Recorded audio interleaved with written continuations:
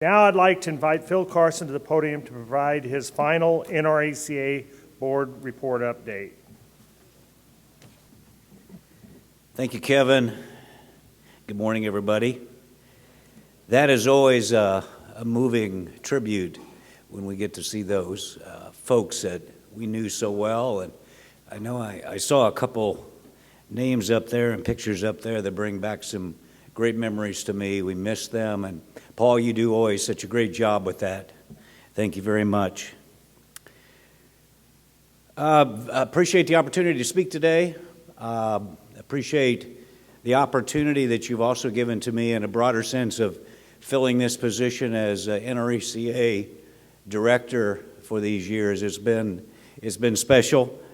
I appreciate the award yesterday, Dwayne. I understand through sources that I've been able to contact at AIEC that it was down to three choices of giving me a naming rights to something.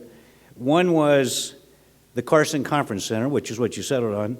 The Carson Commode, was that really considered? And then the Carson can. It was a big one. It was a big waste can, but I appreciate the honor of having that named after me. I look back, let me just take a little trip down memory lane. I look back 2005 at this annual meeting that we held here in this very hotel. I was elected as a director. I was seated in 2006 at the annual meeting. And just yesterday, 2021, a new individual, Warren Ghosh, who's going to do a great job for us, so look forward to his leadership, was elected to take my spot, and that will happen at the upcoming annual meeting in Nashville, Tennessee. Now, the way that works, I'm going to be kind of a lame duck, so if you see me wobbling down the hallway, you'll know what's going on there. So until that point, there's about 6 or 7 month lag, but I know Warren's going to have an opportunity to go out to Arlington and to have a chance to go through orientation, and I know he's going to enjoy that, and Warren's going to do a great job for us. So 16 years, an incredible experience to step on a board. At that time, there were 47 states, so 47 directors that were there in the room. Today, we've added another state. Rhode Island has come in. There's a cooperative from there, so you have 48 directors that sit in that room. And there's only a few leadership spots, so if you have an ambition for a leadership spot, you start looking. There's 48 people, and there's 3 officer positions. There's some committee chairs. And it's just an unbelievable experience for me to have gone through that, to sit as an at-large director, and then to get Jack Wolf honored me by putting me into a committee chair position. You get a chance to do that work and showcase yourself in front of the board, and then to throw my name in the hat, put my name in the ring, and go ahead for an officer position. In 2013, I was elected, and then that 6-year experience of being an officer, ending with the 2 as president, which includes a 4-year stint on the CFC board. Just so many great experiences there. I had a chance to travel the country. My theme was governance, and I'll probably touch on a few governance themes today in my remarks to you here. Just a great experience all together, so thank you for that, and I'll probably end by saying the same thing. Envisioning tomorrow is the theme for this annual meeting. So I'm going to challenge you on at least two things, my first point and my third and final point, to think about envisioning tomorrow. The first thing I want to talk about, it might be a little bit uncomfortable, it's a governance issue actually, and it's the time to leave. When do you know it's the time to leave, whatever position you're in? That can apply to many different positions we're in. I went through that with this NRACA position because I'm thinking, when do you dismount? Heard Brett Baer say something on Fox News in summary of about later on in January. He said, Donald Trump could never figure out when to dismount. You've got to figure out at some point wherever you are that you're going to dismount. How do we know what that time is? I don't claim to be able to tell that for anyone else. What kind of internal promptings do you get? Sometimes the members tell you that it's time to leave, and they'll vote you out, or there'll be somebody else that replaces you. And maybe more often than not, it's just something that internally speaks to you. Maybe it's a health issue, too, that tells you that it's time to go. But what is that? I've collected some things over the years as I served on boards for 30 years or so. A guy named Leland Luthi, some of you in this room may remember that name, from the South down around Sparta, Baldwin, Illinois. I served on a telephone board with him. He said, "Son, it's better to go a little bit too early than to go too late." I never forgot that. That was a long time ago I heard that. Adam Schwartz, some of you know him. He's a name that has been out there in co-op circles, and he bleeds co-op. You cut him, he's going to bleed co-op through and through. He has 3 simple things to remember. All begin with the letter L. Learn. When you step onto a board, learn. Be like a sieve, be like a sponge. Soak it all in, because there's a lot to learn. And then the time will come that you're going to lead. You're going to have an opportunity, whether in a committee situation or at the helm of a board, you're going to lead. And then the last L is leave. That's not bad. Remember that. Of course, you got to apply it and figure out how to put that all together. Learn, lead, leave. Marion Chestnut, I told some of you I was going to mention Marion. I had a lot of respect for Marion. When he told me a story one time that he had a director that was a mentor on the Eastern Illini board that he really liked and followed. And the guy told him one day, "I'm leaving." And Marion said, "Why are you leaving the board now? You're still contributing. You're still so functional." And the guy said, "I just know it's time to leave." And Marion quizzed him. He said, "Marion, when the time comes, you'll know when to leave." Well, when Marion left the statewide board, that's what I came up to him and said, "Marion, it's too soon. I'd love to have you stay on this board." And he said, "No, I'm just getting those indications. Not quite the fire in the belly, not quite the interest level. Just starts to wane a little bit. It's time." So I'd ask all of us in this room, and whether you're just starting or whether you're in the middle of a career on a board or managerial career, manager's a little bit different animal because you've got your retirement you're looking forward to. Board members tend to, we just have to think about what that time frame is. And I'm not planning or telling anyone when that time is, but these are things I think we consider. I was talking to Sheldon Peterson the other day. And Sheldon he was over at Monroe Electric. Alan Waddles invited me in with Sheldon coming down in the last days of his tenure at CFC. And I knew that Sheldon was stepping out and retiring, and I just shared with him that I was stepping aside from the NRECA position. And then I reminisced with him and said, "You know what, I look at myself, Sheldon, and I can tell that I'm physically starting to wane a little bit in a few areas, maybe more than a few, my wife would say. And yet I feel like I'm kind of at the top of my mental game." And he said this, "But who would want to stay till they're diminished?" That's a good point. And then I was reading a book by Thomas Jefferson. It was not by Jefferson, but on him, his biography. And he had this statement to make: it's important for one generation to make way for the new generation, the new blood. And he said it this way: one generation needs to be buried in order for the next generation to sprout and grow. And so all those things, I think all of us, we need to take those things into consideration. I'm not going to tell anybody else when it's time to leave. I considered those things, and it was time for me to go. And we've got a terrific leader coming on here in Warren Ghosh. He's going to do a great job, and I'm going to be rooting him on. That's my first point. Second thing I want to talk about is I want to go to NRECA update. So these are kind of disconnected, but I want to go to NRECA update. Some things that are challenging us right now. COVID is challenging us right now.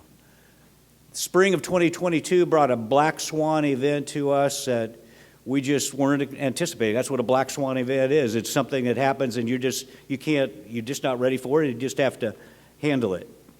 It changed the world. It changed the cooperative world, and including that in all of our personal lives as well. But along have come these vaccines and these therapeutics that now give us a really, really good chance of beating this back and getting ahead of it. We have the Delta variant that's come out now, and so we've got that to consider. But it's interesting with NRECA, you have 48 different states now, and so you have a national organization, and you have meetings all over the place, and hotels are restricted, and flights were restricted, and all sorts of other things. So it's tough for a national organization, and we've looked at that. We've weathered it to this point. We don't know what's coming up in the future, but That has been a major challenge, and that was talked about a lot at our summer board meeting and has been over the last 18 months. Second thing under NRECA, the buildings. When I came on the board, those buildings were relatively new at the time. In fact, we were out there, Joyce, when they just opened up one and did the honoring of that building, and we had a special ceremony for that. Those buildings have been a wonderful margin creator for us. $10, $11 million a year, probably at their peak. But that's starting just to wane. They're still a good margin maker, but they start to wane, more than $8.5, $9 million. And COVID, again, has created a new environment where are people going to come back and lease places now, or have we learned that we can work from home? There are going to be some jobs, I think, that stay at home and come in electronically from the distance. But I still think that there will be some need for leased space, but have to take all that into consideration. So we see that starting to wane and lower the margin level as we go on. That's something else we're watching very closely. And on that, and both of those things lead into the current financial situation at NRECA. Still a strong financial position. Jim Matheson, who is our CEO, has a business background. It's one of the reasons why we tabbed him in addition to his 7 terms as a Utah representative. And he's a great guy and terrific. We made a great choice there. But that business background is good, and I've seen him bring things to the table that I had not seen previously at NRECA, his ability to understand finances. At this summer board meeting, the NRECA board looked at the fact that our margins are relatively flat, maybe growing slightly, but those expenses are outpacing that. And so we know that we're going to need to address that as the building margin starts to wane a little bit, as I talked earlier.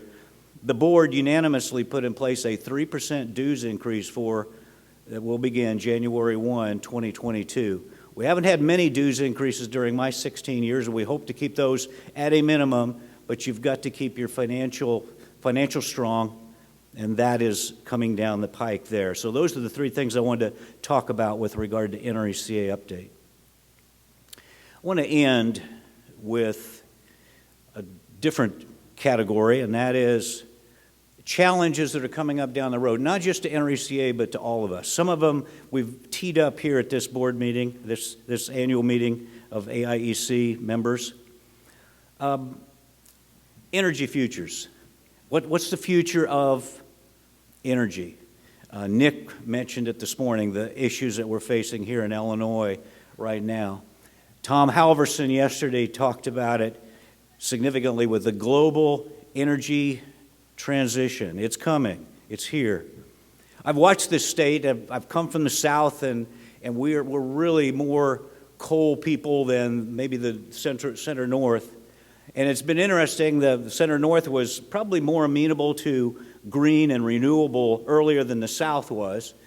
And yet, I think I see both of us coming together in the understanding this world is changing. We've got to be nimble.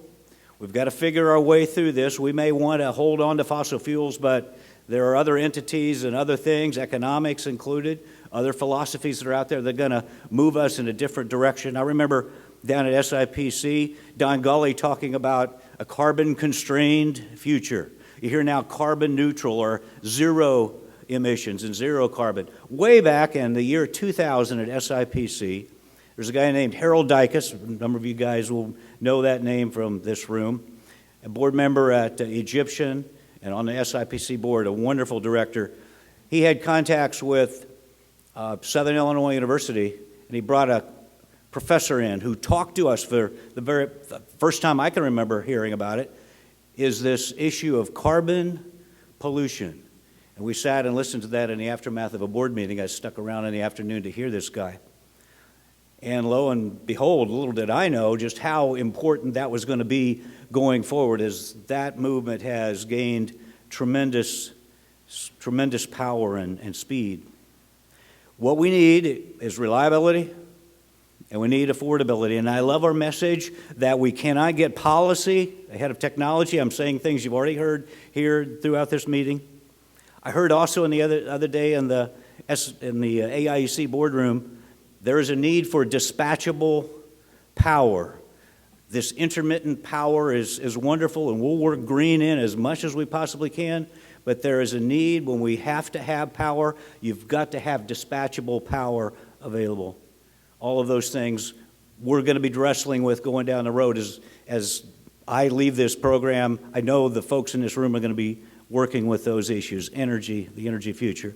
Second thing, maintaining trust. At our annual meeting at Tri-County the other day, there was a person who spoke that if you boil down what this individual said, there was a lack of trust on his part with regard to where the board, how the board has conducted themselves and how the board is operating. Trust has been waning. One of my very first regional meetings as a president, I went around the country and I talked about the diminishment of trust in all sorts of organizations, whether it's a church, whether it's politics, you name it. Trust of the public for those institutions is declining. It has been over the last 20, 30 years, probably all the way back to the Vietnam era, so 1960, 1970. It's been on the downtrend. And we're not immune from that in the co-op world. We have to always be aware of what's going on out there with our members. Do they trust us? They need to trust us. We've got to maintain their trust. We've got to build their trust. We've got to earn their trust and hold that trust. We need to be the go-to source with the place that they can go to get the truth on whatever issue it is on the energy front. We need to be those people that are always consumer-focused, community-focused. We've got to maintain trust. Energy, maintaining trust.